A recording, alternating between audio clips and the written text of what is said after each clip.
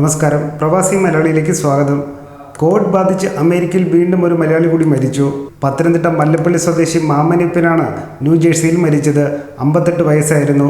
വീട്ടിൽ നിരീക്ഷണത്തിൽ കഴിയുകയായിരുന്നു. ഇന്ന് രാവിലെയാണ് മരിച്ച നിലയിൽ കണ്ടെത്തിയത്.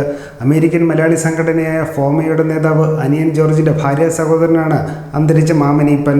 മല്ലപ്പള്ളി കൊച്ചുകുഴി പരേതരായ ഈപ്പൻ്റെയും ശോശാമ്മയുടെയും മകനാണ് ഇദ്ദേഹം.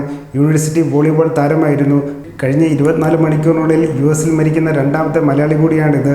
ഇതോടെ കോവിഡ് രോഗബാധിതരായി കേരളത്തിന് പുറത്ത് മരിച്ച മലയാളികളുടെ എണ്ണം 34 ഉയർന്നു.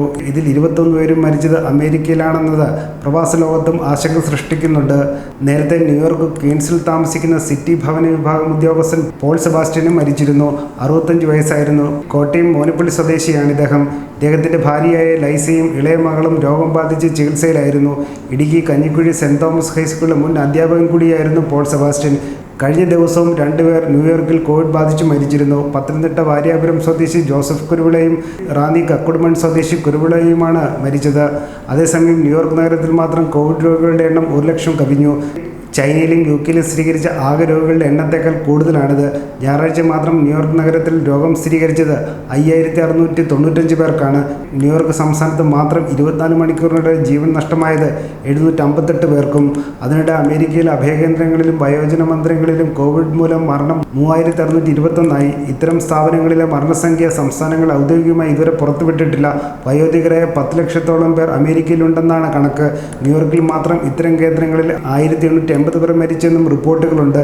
കോവിഡ് പരിശോധന നടത്താതെയുള്ള മരണങ്ങൾ ഈ പട്ടികയിൽ വരാറില്ല. ഫ്രാൻസിൽ മരണസംഖ്യ കുതിച്ചുയർന്നത് അഭയകേന്ദ്രങ്ങളിലെ മരണങ്ങൾ കൂടി കണക്കിൽപ്പെടുത്തിയതോടെയായിരുന്നു. അതേസമയം ന്യൂജേഴ്സിയിലും COVID-19 മൂലം ബാധിച്ചവരുടെ എണ്ണം ബുധനാഴ്ച 3156 ഉയർന്നു. സെപ്റ്റംബർ 11 ഭീകരാക്രമണത്തിൽ കൊല്ലപ്പെട്ട 2997 പേരേക്കാൾ കൂടുതലാണിത്. സംസ്ഥാനത്ത് ഇതുവരെ സ്ഥിരീകരിച്ച കേസുകളുടെ എണ്ണം 71,000 കടന്നു.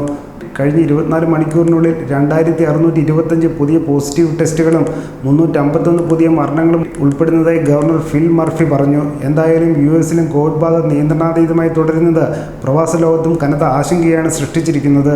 ന്യൂസ് ഡെസ്ക് പ്രവാസി മലയാളി.